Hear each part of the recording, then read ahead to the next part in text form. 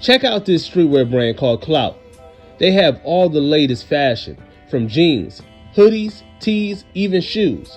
Go check out their website. That's kclot.com and use my promo code BrandanJordanComedy to receive your discount. Go check them out right now. What up, dope? Welcome to a new episode of Don't Blame Me, Blame Detroit. It's your boy Brandon Jordan, and we here with a new episode. And I'm so excited to have this person on because this is somebody I listen to every day while I'm in my car. And I'm super excited to speak to this person today. You already know this woman is the moderator of Comedy Hype. She is the producer of the Black Friday Report from South Carolina, a track star.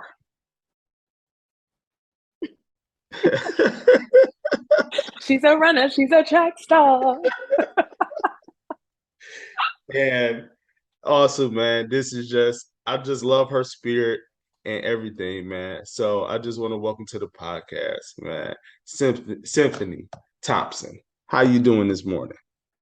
I'm great. How are you doing? That was awesome, by the way. You definitely got to mention, I used to be a track star, but it's still in me. You know. You think you can still go out there? I can hold a run or two about 50 meters. You think you can hold her to Shikari? Yeah, no, I'm not even gonna play myself like that. No, absolutely not. I will let sometimes you just gotta pass the baton to the next person. Sis, what Shikari is doing and what she will do, I'm looking forward to it. So. And let me ask you this. And since you have been in that field already of being in track, before the whole controversy of the smoking weed stuff, right? How it seemed like she was on fire. What do you think happened with her after, when she was able to get back on track and field, where it was kind of like a slow start for her to get back into the winner's circle? Absolutely. So when it comes like with running, there is no place that you run your best other than in a competitive race, right? So during that time, she wasn't, from what I understand, I think she was doing like stuff in practice, but it still wasn't that real thing when your adrenaline is going and you're getting those reps in. So to me, in my brain, the way that I calculated, because I wasn't one of those people that was kind of like, oh, she was talking all that big stuff and didn't perform. To me, as a track star, I was like, you know what? Like, I understand, because she took a break from competing in those high level races.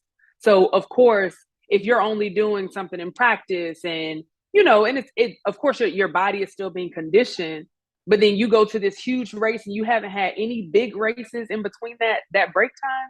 Of course, like, your body is not going to peak or hit where it normally would have if you were doing those bigger races along the way. So to me, it's like, I know it's in her. I'm super excited. I know Justin Gatlin backs her pretty big, and talks about like seeing her, at practice, like it's a dog in her that he's never seen before. So yeah, people gonna be people regardless. It especially because like people don't understand. People, haven't ran. Not everybody has ran track before. Not everybody understands the art of track. So people are just giving opinions without the knowledge of, oh, hey, wait, there's more to it than just showing up and performing at this high level. Okay. Yeah, I mean, that makes sense. That makes sense. Because I guess you would think, because she didn't sit down that long, the average person thinking like, why is she just, what's going on? It was the weed. That's what people was thinking. Like, yeah, it was the weed. You know how many people. You know how many people smoke weed that just ain't got caught? Come on. I ran with some high level people, and trust me, that high level people, high and high. Like it's and even though in our minds it's like it's not that long, but like track, baby, you could take 2 weeks off and you come back and you like, wait a minute, what happened? What did I miss? What did I do? If you're not conditioning, and especially during competing season, if you're not consistently competing, and even like I remember being in high school, like my high school coach was big on like trying to prepare us for college. So we would go to bigger races, even if, you know, as a matter of fact, he would try to put us in faster heats. That's what you call it, in faster heats, so that our body can get prepared to, like, you know, run Okay. against these top dogs, compared to if you're running to somebody that's on your level or somebody that you typically beat, then your body isn't and I'm not going to say it's not able, because people can do it. You know, we live in a world with different people, different body types and all that. But the average Joe, like, you need those repetitions, especially on that high level. Like, I need to run to the top dogs. I need to, on a consistent basis, I need to be running up against y'all all the time. So yeah, Shakari's gonna do some amazing things, and I'm super excited. I think she just won. I think this is her first time back this year. So yeah, you know, she gonna show up. She gonna show up. Okay. Yeah.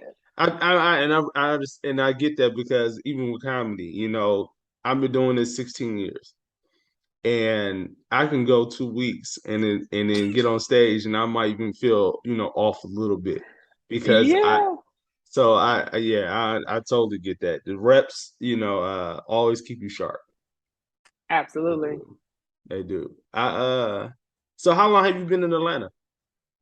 So I moved to Atlanta, I think 2017.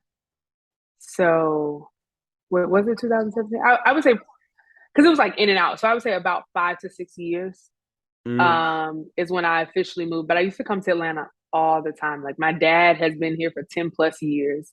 mm, So we used to come visit, and he was really big on getting us immersed into Atlanta. So not just like coming to, oh, we're here. It's like, no, we're gonna ride the MARTA, we're gonna catch the bus, yeah. we're gonna, you know, go down to different neighborhoods.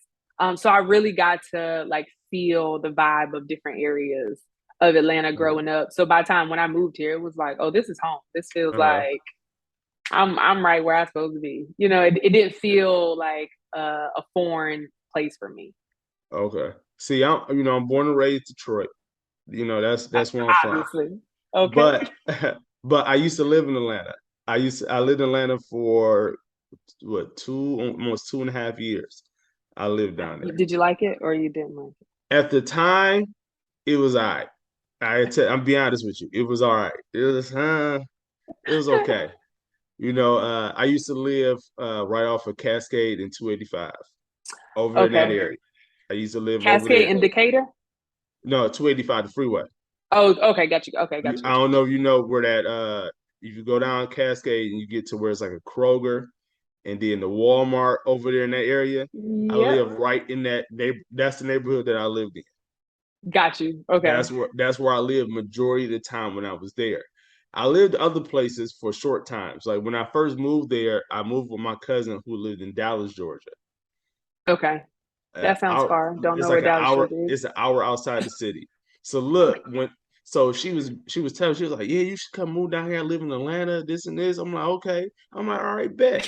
I get down there, and all I see horses and cows, and I'm looking like, hold on, this. I'm like, I This know ain't this this. Atlanta. I'm like, I know this the South, but I thought Atlanta was the city. So That is funny. he was like, no, I live about 40 minutes outside the city. No, this ain't Atlanta then. That's You not, come on. you're not in Atlanta. So I lived there for a couple months till I found the place, and that was the house that I moved to off Cascade, off Cascade. Then I lived a little bit in Vinings, Okay. right by the mall, and then I lived a little bit off of Thornton Road, right there, and I Thornton was a little bit over there, and then but Atlanta was an experience for me. Like Atlanta was the first time and the only time in my life that I literally was homeless. Really? Yeah, I was homeless in Homeless, Atlanta. like living in the car, or homeless Live, like living on the living in a street? shelter. I Wow. lived in a shelter off of Peachtree for it was like for 2 weeks. Wow. And then after that, I was like, you know what? I gotta get my shit together. And I moved back to Detroit and did a whole 360 in my life and got some stuff back in order. That's dope. I mean, wait, it's not dope that Atlanta was the only place that you're homeless, but it's dope that It's, if he would just be responding like, "That's dope." Like, wait, let me specify. It's not dope that you had that experience, but I think it's dope that you were able to recognize, you know what, like, let me get myself together and just possibly go somewhere else, and even if it is back home, because Hmm. some people, like, their pride to just be like, I gotta stay here, I gotta make it, I gotta. And it's like, no, sometimes, like, not every place is for you. Not every place is where you'll thrive the most. So, for Atlanta, some people, it's like, yeah, I come and it's a glow up. Yeah. But sometimes you come to Atlanta, it's like, yeah, But this city.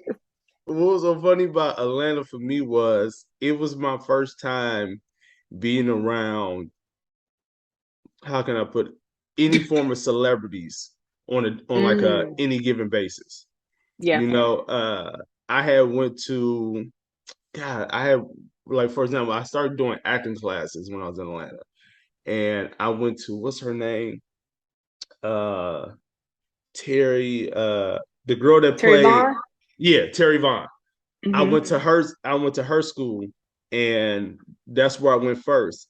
And so it was like weird because she was like, I was like, I grew up watching you on TV. It's Yeah. and then I'm going to then I'd be in the mall and just see people. And so them interactions were my first interactions of like, oh, okay, these people got to live just like we live. Come on now. Yep. Yep. They are And human beings just like we're human beings. right. And so that experience and just the experience of being living that was living somewhere totally different of how I grew up Hmm. and meeting people that are still my friends to today. So that whole experience I would never trade. I would never For trade that sure.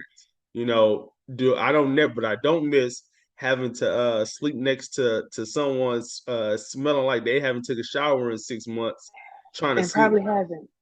trying to sleep in a chair, because they don't have no beds for you. We sleeping like this, up in chair. Wow. You know what I'm saying? So, but no, I don't miss none of that. But now that I live in Atlanta, I mean live in LA, I miss Atlanta. Hmm.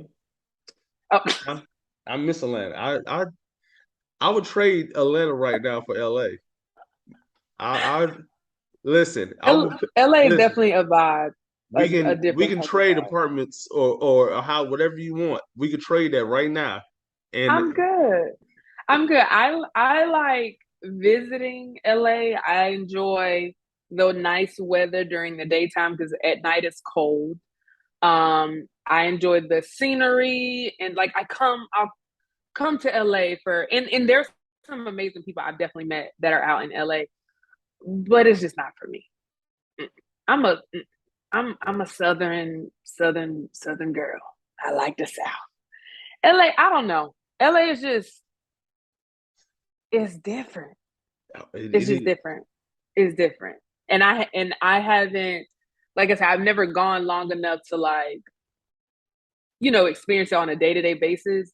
Hmm. But just from what I hear, like, when it comes to, like, certain people and just, the Hollywood being right there and people's heads get kind of big, and kudos to anybody that loves it. And like I said, I think there's spaces for certain people. But no, you can keep LA. Mm-mm. Yeah. I stay See, out here in Atlanta. see, one thing about LA is separated for me in the way that I look at LA is separated into two. You have Okay. your transplants that are here for work, entertainment, business, that type of LA. And then you have Right. your born and raised LA, which is totally different because that born and raised LA, they don't want nothing to do with the entertainment business. Transplants. They don't want nothing to do with that. So it's set so it's separate too. So you get a lot of people that I meet that are from here, and I'd be like, "Hey, you've been to such and such in Hollywood?" I don't go to Hollywood. That I'm makes going. sense. Going to Hollywood for them is a special event. Is Right. For us is everyday life, Right. and that's what one of the biggest differences when it comes to LA, how separated it is. I feel like that makes sense. I feel like that may be true for most places because even when you meet somebody, which is rare, it seems like somebody that's actually born in Atlanta, you don't hear them saying like, "Oh yeah, I went to the Georgia Aquarium." Mm-hmm. It's like, no, I don't go to the Georgia Aquarium, or just like those spots or those places that obviously people that are coming from other places, it excites them. But if you've been living here for forever, you're just like, no, that is not of my concern. That's the least Mm-hmm. of my concern. So that makes sense. Yeah, I still wouldn't trade it though. Wow. You can keep LA. I like to visit though. I like to visit, and I like getting booked in LA, but I just can't live in LA. And I would, and I'm not gonna say that I would never, because if the opportunity came and it made sense for business, I would temporarily live in LA. Mm-hmm. But I don't think I would like raise my family out in Oh LA. no, definitely not. Yeah. Yeah, it's too city for me. And like I said, I like the country. Yeah. I like the country. So let me ask. So as being the moderator for Comedy Hype, Yes. how much patience do you have to have to deal with us comedians? Honestly, I love y'all. Mm-hmm. I love comedians because I feel like in my experience of different people within this field and within art, like y'all are the closest to like, or y'all, I feel like that y'all have the most authentic art, because who you are on stage most times is who you are in person. Like y'all are just open and sharing all these things about yourself, and it's a beautiful art. I have had experiences where in that same mind frame, that same Mm-hmm. emotion can, dip into places where it's not necessarily necessary. For example, like if you're doing business, I think doing business with comedians, from my experience, is like most comedians like personal relationships. It's like Mm-hmm. I I want to know who you are on a personal basis. Like, cool, we can do business. But sometimes I've seen where if somebody has this very business oriented mindset where it's just like, no, it's just business, hit me up on email, most comedians kind of like fall back off that a little Yes. bit from my experience. Um, so I have noticed that, but honestly, like I love it. I absolutely love, Yeah. love, love comedians. There's not many comedians I can say I've met and been like, yeah, I don't really like you. I don't really rock with you. I guess that's Mm-mm. more comedian. That's a more of a comedian personal thing. Now I have learned like there's a lot of internal work that needs to be done. There's a lot of internal, and because I'm not a comedian, it's I like it, I get a different energy from comedians. But just from like backstories that I get, and just different things that we discuss on the show, there's a lot that goes on behind the scenes. Mm-hmm. There needs to be some healing, Mm-hmm. some some oneness, some It, forgiveness, and togetherness. yeah, because it go, man, it's so many different avenues when it comes to comedians because you get the jealousy aspect, you get Mm. the non-personal aspect, you get, the he say, she say aspect, the the material aspect of people thinking you're stealing from them type of aspect. It's so many different avenues of why comedians for some reason tend to not like each other when we're all in the same. It's like this: we're all on the same team, but we're all individuals. Right. It's like track. Yeah, it's like we're all here together, but we're all trying to go, run the race differently. And so, yeah, it's been some comedians over time that that I haven't cared for, and it's not too many. It's only maybe a handful that I might really just don't rock with. And Right. I give you an example for one. Of course, I'm not gonna say their name, but it's a female comedian that I don't rock with just off the way that she moves.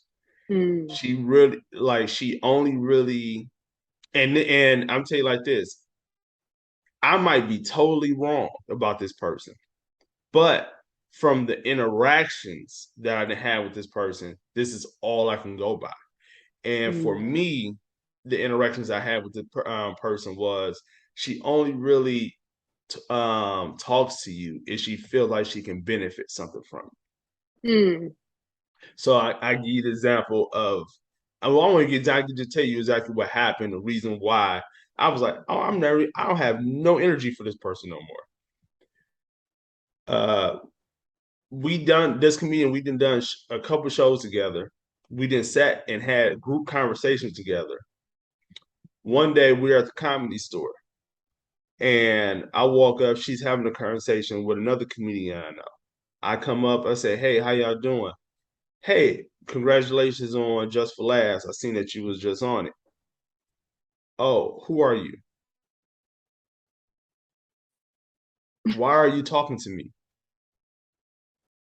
Who you? Whoa, whoa, whoa, whoa. Who?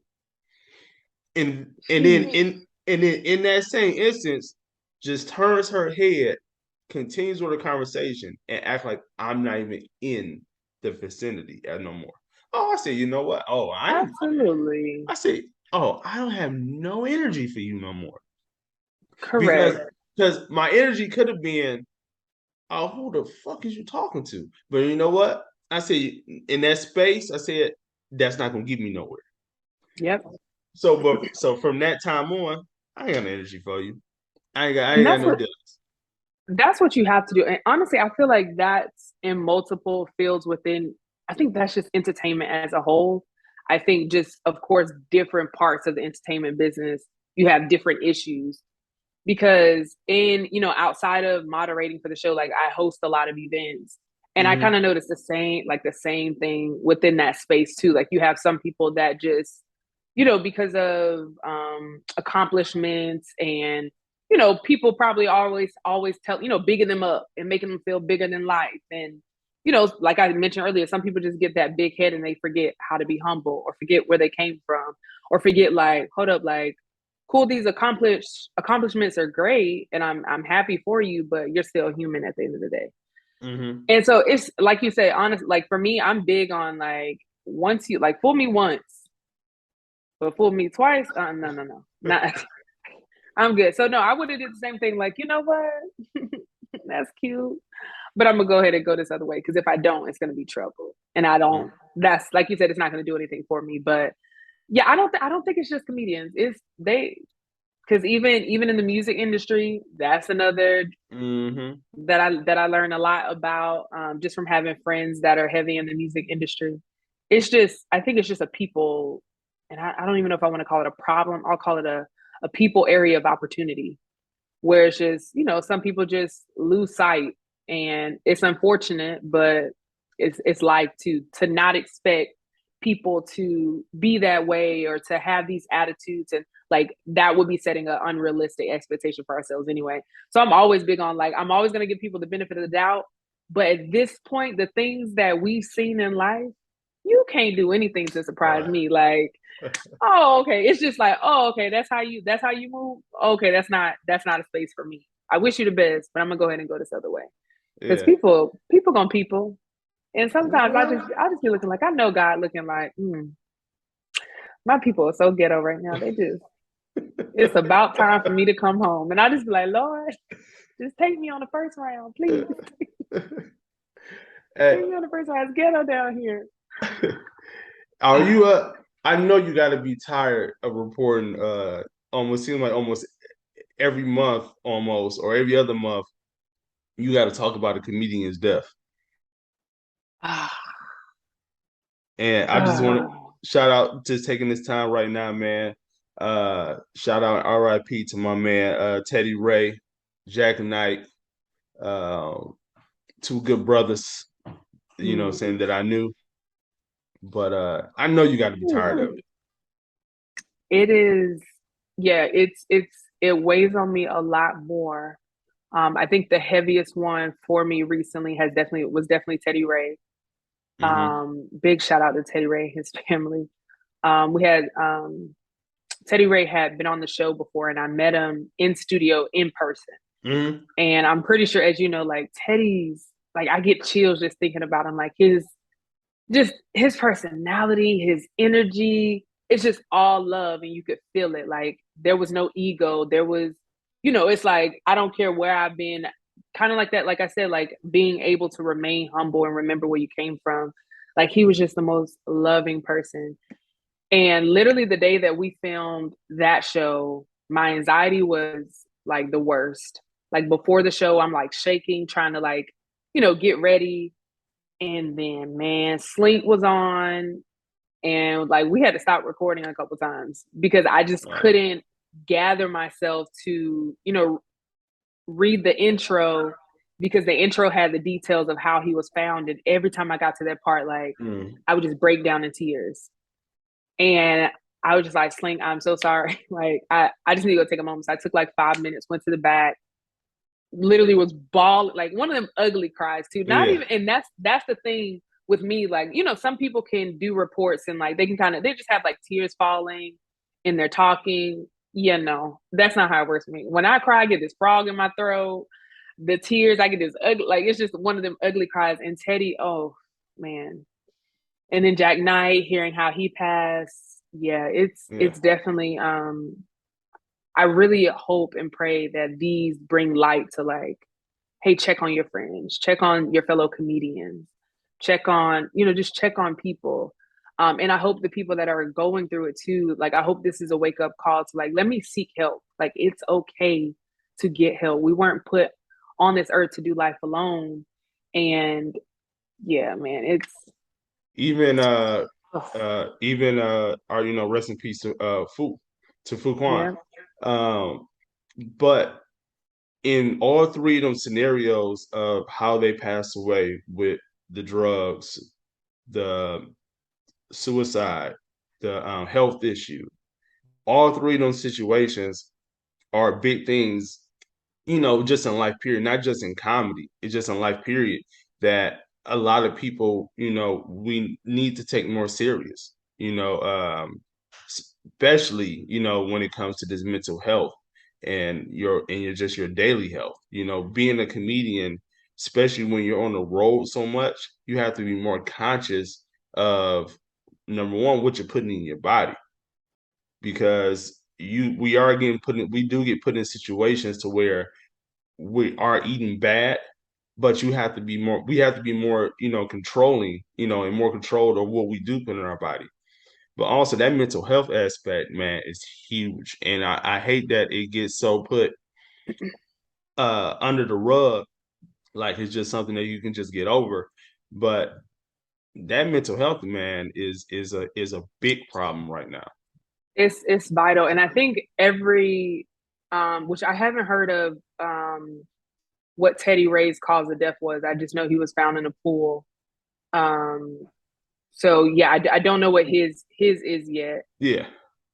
But I definitely agree when it comes to health, especially mental health, because the physical aspect, like there are options. People know, like, hey, I know if I eat this or da da da.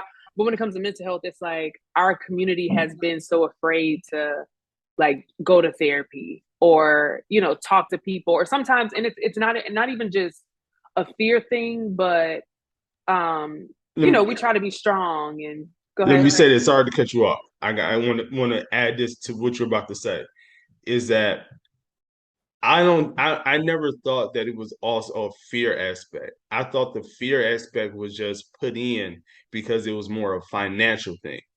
Mm. We grew up, in a time where we didn't have the financial means to barely live, day to day. I'm not adding anything extra financial that I can't afford. So instead of just saying we can't afford it, no, black people, we're not doing that. That's stupid, and that's where I always felt like that's where that came from. Yeah, I say fear just from my experience of like every time I do bring it up to somebody, they're always like, "Oh, I don't need no help. I ain't Yeah. nothing wrong with my mind." Hmm. And it's kind of like a fear of how I'll look to people if I say that I'm in therapy, because sometimes we mix psychology with psychiatrists or psychologists about with a psychiatrist, Yeah. and those are two very different things. It's not saying like, oh, you're something's wired, or you're Hmm. crazy. And a lot of people, I'm not crazy. And it's like, no, well, first of Yeah. all, who cares what people Hmm. think? But it's not saying that you're crazy. First of all, the Black experience in America in itself, all of us need therapy. Like every single one of us need Yes. therapy. And it's not to say that you're crazy. It's just you've had experiences and your ancestors have had experiences that are affecting you. Let's talk through it with somebody to understand, like, okay, here's the thing, but what is the root of it? Okay, let me go back to that root and understand it and unwind it. And it gets ugly. Let me rip the band-aid. I'm in therapy. And I love my therapist. She be in my business, but I love my therapist. And every single time it's always like, okay, cool, this is the issue, or this is what you notice that you do that you may not like or you want to change, but what's the root of that? And I think there's so many complexities when it comes to therapy in our community, but also in that same breath, I think we're doing a better job of having these conversations, of saying like, hey, therapy is great. Like, I love therapy. I go to therapy. I love when I see Black men talk about therapy. Like, that just melts my heart. I'd be like, come on, y'all better go ahead, brother. Y'all better talk about it. Y'all better talk about it. And women as well. But for men, like, I have a soft spot for men, because not often are y'all given safe spaces to be open about your emotions, or to talk about things that you're experiencing, or to talk about, just those intimate conversations. Y'all don't have a lot of those safe spaces. So I'm big on, like, anytime I see a man, being open or anything, I'm like, you know what, go ahead, brother. You bad with your bad self. Go ahead. You out here being strong and whatnot, changing the narrative. I see you. Let me figure you out. I see you. So yeah, man, I love, literally, like, I'm not an advocate for therapy just because it sounds good. Like, I go to therapy. I love my therapist. Like, I be telling her, like, girl, you all up in the mix, but okay, I got this other thing that I'm trying to figure out. And it's such a weight off your shoulder. Like, it's such a beautiful place to, like, understand. Because even now, when I do things, like, if I do an action that I'm not proud of, I'm like, okay, yeah, okay, that made me mad, but why did it make me mad? Like, what's the real root of why I'm acting like this? Girl, what's really, like, I be talking to myself. They say smart people talk to themselves, and now I understand why. Girl, what's going on? What's up? And then once I figure it out, it's like, oh, bet. Like, now I understand. Okay, now let me apply some things that I learned in therapy that I probably wouldn't have gotten if I didn't go to therapy. Right. So yeah, mental health is so big, and I pray, like, comedians, especially because y'all share some of the deepest, darkest things on stage. And the reason why I can never do comedy, like, to share those things and know that you're doing it to get laughs from people. It's like, yes, it's funny and it's amazing to be able to put it in a funny space. Crazy. No, y'all got a little bit of, now I will say, in the most respectful way, y'all got a little bit of crazy. You have to, though. You have to. In anything in entertainment, like, I feel like you have to have a little bit of crazy. And I feel like comedians, like, y'all got that plus some, in a beautiful way, though. It's the art is phenomenal. Like, what y'all do is phenomenal. I will never, ever, ever put down the art of comedy.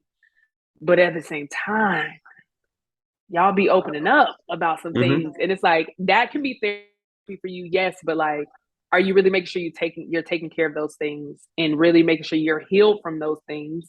So when you get off stage and you go home, you can sit with yourself and be okay with those things that you discussed and just got laughed with, or I don't know how y'all receive it, but right.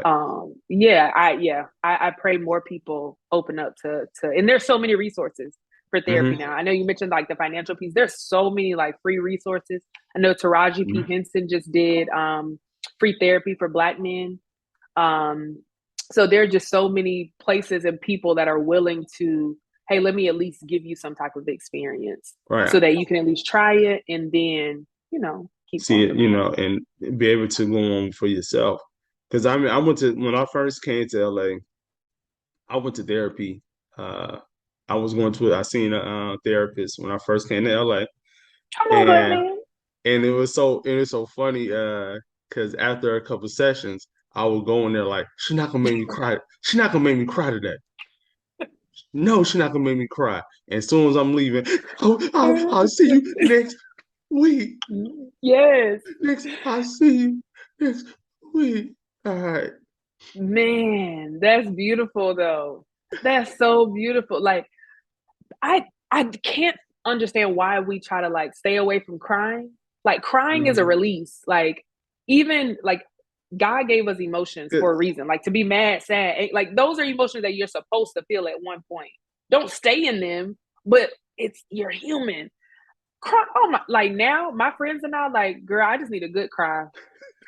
I'm about to go home. Okay, how you? I'm about to go home, watch some love movies, and I just need to cry. Ain't nothing wrong with me. I just need to cry. I'm tired. Like I just need that release. And I'm telling you, have you ever had a good cry and you sleep? I've never. That is the best sleep to me. That ugly crying and I fall asleep on the. Oh my gosh, baby, what? I wake up renewed, refreshed. That is release. Yes, release that. We gotta cry. People gotta cry more. Man. I think if society, we have all these holidays, and sometimes some of these holidays that be on the calendar, I'll be like, what is that for? What are we doing? We need a national cry day. Just a day where everybody, you know what, go in the house, take a moment, and just cry. Oh my gosh, I think the world would be such a better place. Ooh, road rage wouldn't be a thing. Before you get on the road, just cry. Cry, sister. Cry, brother. And then get on the road. Ooh, I'm gonna figure that out. I'm gonna make a national cry day. Just a release. So I know at one time you wanted to be a lawyer. Come on, research. You dabbled in photography. Come on, research. And now you're a moderator, TV personality, host. So what's next? You gonna be a school teacher? you gonna work for Apple? I don't know. You know what I mean? You never know. Just ask it, You never know what the Lord has. But if you really think about it though, right? So when I was a kid, I said I wanted to be a lawyer, which I don't even know what encouraged me to want to be a lawyer. But once I learned like how much I may have to lie, I was like, yeah, that doesn't quite fit well for me. Like, because if I get a client that I got a lot for, yeah, I'm probably not gonna have a lot of clients. I can't do it. But if you think about it, though, all those things would have been preparing me for where I am. Because when you're a lawyer, it's a performance. Mm-hmm. Like when you're in there, you have to make people feel things. You have to pull emotions out of people, regardless of what state they're in. You have a room full of people that are coming from different places and different areas in life, and their days started off completely different. And you have to get them all on one accord. See, come on now. Mm-hmm. It's the same thing. That's why after watching Method Man in Power and watching Law and Order, I feel like I can go in there and do it. Like, yeah, Judge. See, on the night of June 22nd, man, he gonna tell me, man, get your ass out of my courtroom. Don't, sir, just go ahead. Your ride is outside. Go out before I put you in contempt. Get out. Outside. Go ahead. Get out. And yeah, and with photography, I mean, I still love. First of all, I couldn't be a photographer at this point in my life. However, I am able to identify very beautiful moments. You couldn't even do it as a side thing? No. Oh, that means you got no love for it. No, I just don't. It's like elevation. You gotta know where you fall, right? So it's like, I know. It's like when you ask me, would I race Sha'Carri? Like, no, why would I do that to myself? Race her for what? No. So the things that I'm seeing with photography now, it's like, I'm not there. So I'm good over here. I'm good where I am. I love where I am. I love moderating. I love hosting. I love acting. This is my scope. I feel fulfilled here. Photography, I'm gonna let y'all over here do that. But I know how to curate, some photographers for a business, because I can look at work and identify, like, you know what, I love how he did this, or I love how she did this. Oh, they probably, being able to do things like that. But to be a photographer. So a couple of days ago, one of my friends, she posted on Instagram. She said that a lot of the younger people shouldn't be, looking at social media to become a social media influencer, because trying to become a social media influencer just means you're lazy. I totally disagree with that statement. I told her, I said, well, if if making, because I know friends that do, I said, if making six figures, making your own schedule, and not having no immediate boss is lazy, you can call me lazy all day. I take that. Coach. Put me in coach. and and so we ended the conversation with we agreed to disagree, but she's coming from, I feel like, the older school mentality where they not understanding that the workforce is changing. We're younger people are changing a lot of things when it comes to the old school way of doing stuff.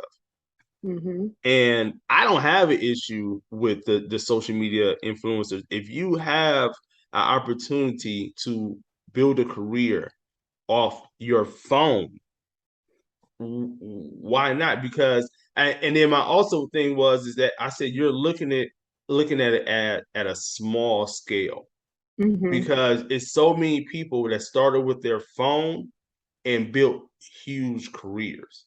Yep. Courtney Wayne, just hilarious. Yeah. And numerous other people that I just can't think of right now, but it's tons of examples out there. Now, just like anything, just like sports, just like music, um, just like be even in the doctor field, not everybody's going to hold them top spots. But Mm-hmm. when it comes to the social media thing, it's kind of like anybody can get it, because you're in control of trying to build your audience. Long as you build your audience, you're fine. You don't need someone to say, okay, this person right here, I'm going to take this person right here and give them 600,000 followers. No, it's you building the content and then putting the work in to try to build your audience every day. Yeah. So I like I said, I totally disagree with her with calling it lazy. I just feel like it's a new way. It's a new way of doing things. Yeah, and I actually understand both ends because I think on her part, I think this age of like social media influencers, it has the possibility to build a lazy generation. And Mm-hmm. let me, because some people just see it from, so let's think consumer as if I'm 10 years old and I'm like, I want to be a social media influencer. From the outside, it just looks like, oh, all I have to do is post. But they don't see like these people are planning content. Like it's so much that goes into being an influencer that a Yes. lot of people from the front end they don't know. So it's like, oh, I don't want to work. I don't want to do these things. I don't want to build myself up or learn different things because I'm going to be a social media influencer.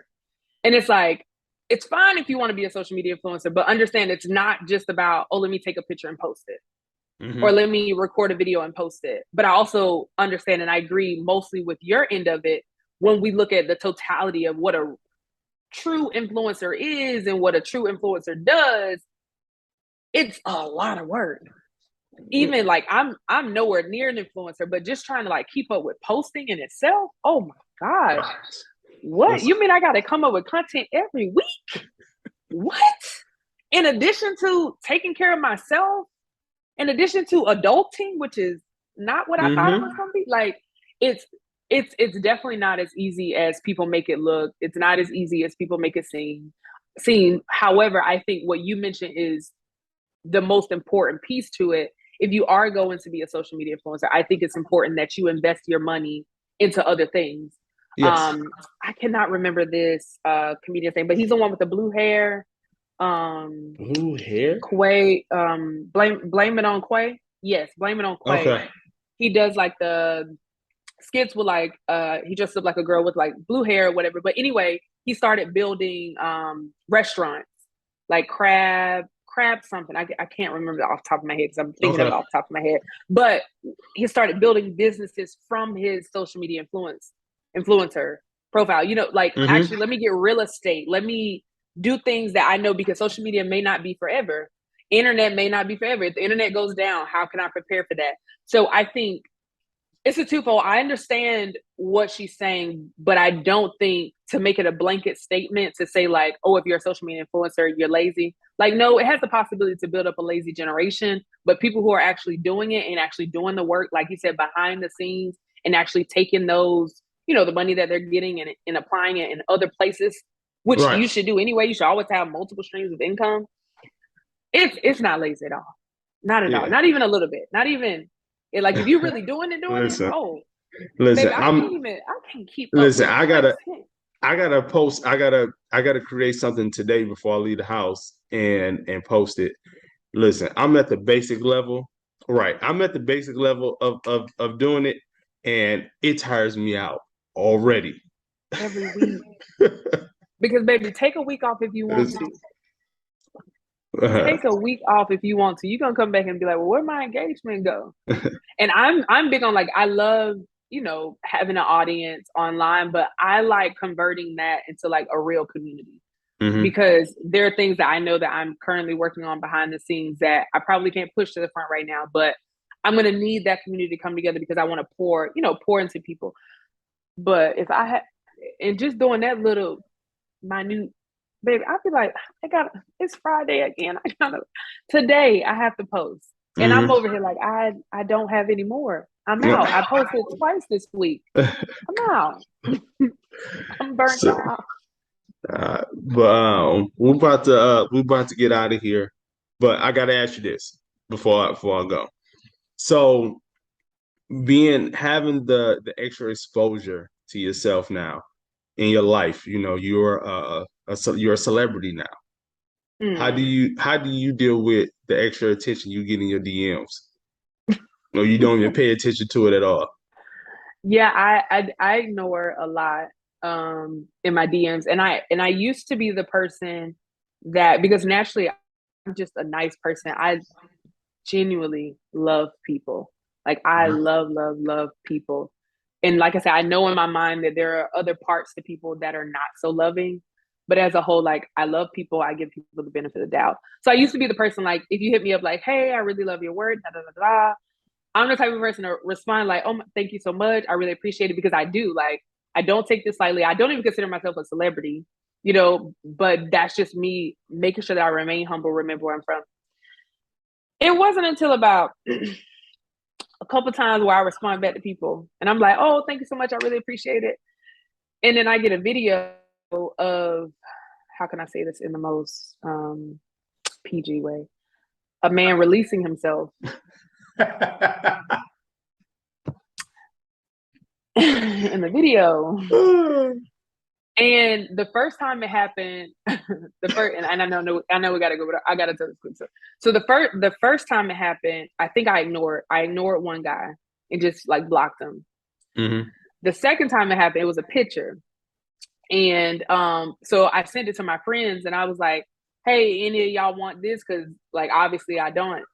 So my friends at the time were like, you know what? You should send him a picture back. I think I got one. Don't judge my friends. Don't judge my friends. I love my people. One of my friends was like, yeah, I think I got a picture you can send him in the stash.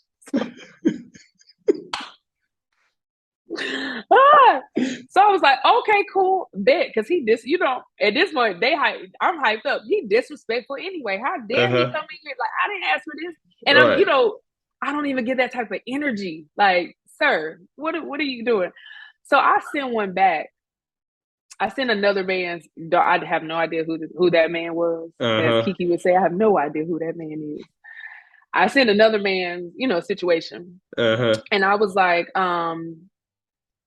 next time you think about sending a picture like this, you should consider who you're sending it to or something like that. And I blocked them on Instagram. This man found me on Facebook and wrote me and said, yeah, I wasn't really trying to disrespect you. I was just trying to put my blank deep up in you. And I was like, you know what? At this point, I'm not responding to no more DMs. That's it. I'm done. And because I would have been I thought he was gonna be like, he was gonna feel real disrespected, like just Man, and I'm never like an eye for an eye, but that day I was just like, I gotta give you something back, sir, because you obviously need to be taught a lesson. It didn't teach him a thing. It didn't teach him a thing. And at this point, I don't. I don't.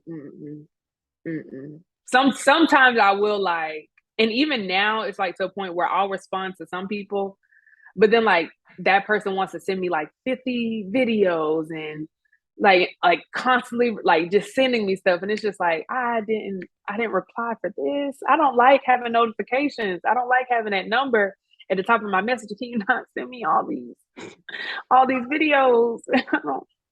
Please just stop. Please, y'all. Please, if you out there and you hear me and that's you, please stop. Just stop. I be trying to be so nice, but just stop. Yeah. So yeah, I don't pay attention to it.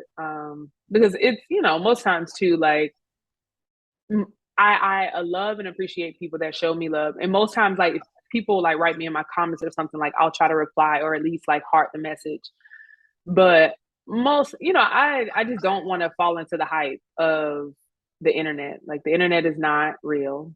Now, if these people start showing up at my events, hey, you can get all the replies that you want. But if it's just the internet thing, it's just like, I appreciate it, but not everything needs to be replied to.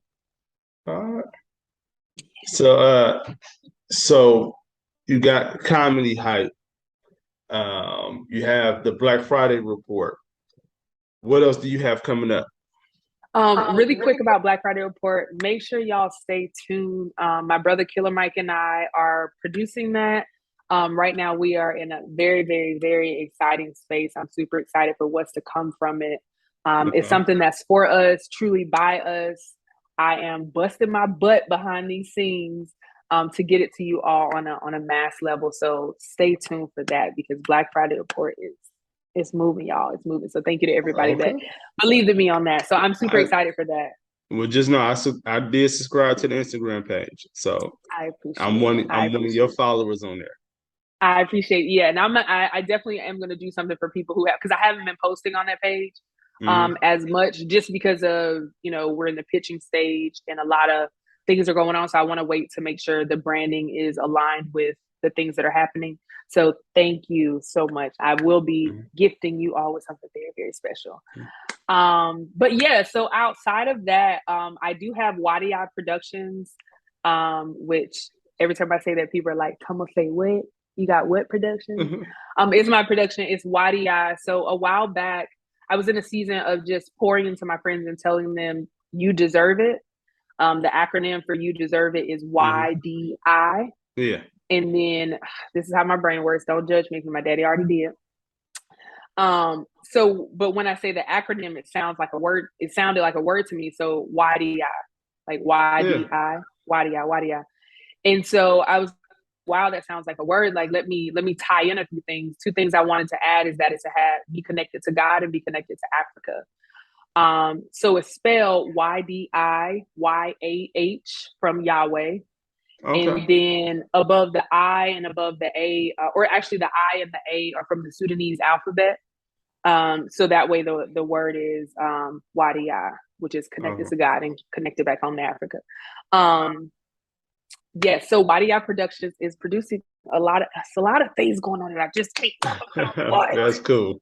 Well, that's a good thing. It's super, super exciting. Yes. Oh yeah. I'm blessed. I tell people all the time, like, I'm grateful through the ups and the downs. And when I'm in the downs, that's when I try to tell myself to be even more grateful, because I know that I'm going through this to learn something, or like it's something in this pit that's supposed to prepare me for something else. So I'm making sure while I'm down there, I'm in the trenches, I'm in the moment. I'm not trying to force myself out of it, just allowing myself to go through it and not try to, jump up out of it or find a way to make it end. It's like, yeah, this sucks, but God, what are you teaching me? So I've learned a lot in those pits that are preparing me for the big part. So yeah, I'm super, super, super, super excited. Some amazing things going on though. All right. So now that we're cool now, I'm gonna be looking. I'm like, okay, now I can get the follow. The follow back. I don't follow you. No, you don't follow me. Stop right here. Hold the phone. Hold the phone. Hold the phone right now. That's not like me. Most times, anytime that I hold on, let me see. Brandon Jordan, right? Mm-hmm. Look at this. Watch this. Y'all see that? Hold on. Yep. Oh, wait, Everybody hold see on, this hold on, now. wait, hold on. Boom. Man. And I'm Mm. gonna make sure. Okay, you know what? I ain't gonna talk about this first picture that I see Oh you. no. Actually, no, that video is actually press it right now while we on. I'm looking at it. Oh, not you sliding out the crack. I love it. Makes sense. I love it. It's my birthday. That There we go. See, marketing. you come because look, okay, it's cool. I know what you want. Let me give you what you want for a little bit to really tell you what I need you to pay attention to. Smart man. There we go. Smart man. Let me go and double tap that. Yeah. And no, I would definitely I know we have a studio, Comedy Hype has a studio out in LA. So I definitely love to connect. And I mean that. I'm saying that here. You can let this go live. I definitely want us to connect because I am big on relationships, especially with good, genuine people.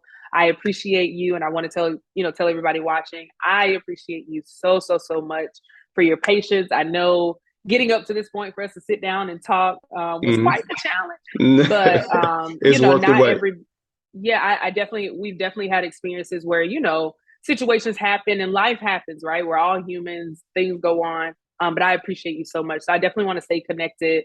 And yeah, let's see what we can do together. Well, thank you.